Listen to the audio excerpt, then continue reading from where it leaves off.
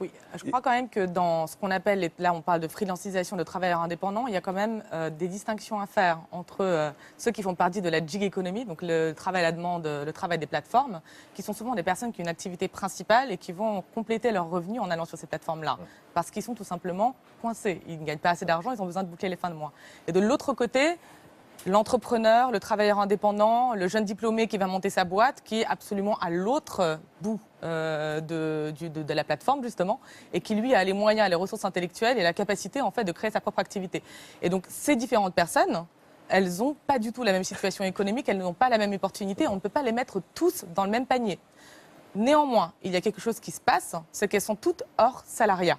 Et que le salariat, contrairement à ce que j'ai entendu souvent, il n'a pas commencé à frémir depuis que Uber est arrivé sur le marché. Ça fait 40 ans qu'on parle des problèmes d'emploi et de chômage en France.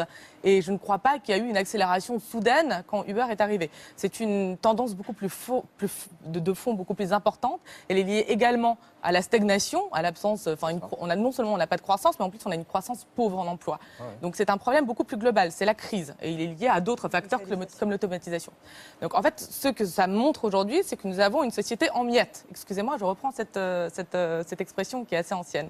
Nous avons d'un côté des personnes qui ont toutes les ressources, qui détiennent le capital, qui détiennent la gouvernance, qui ont une capacité en fait aussi qui détiennent le pouvoir politique et qui sont dans une situation où ils peuvent encore plus augmenter ce qu'ils détiennent. Et de l'autre côté, une masse beaucoup plus grande de personnes, alors ça peut être des salariés pauvres qui vont compléter leur salaire à la fin de la journée, ça peut être des entrepreneurs jeunes qui se financent grâce à Pôle emploi, ça peut être la mère de famille monoparentale qui n'aura jamais de retraite parce qu'elle n'a pas travaillé.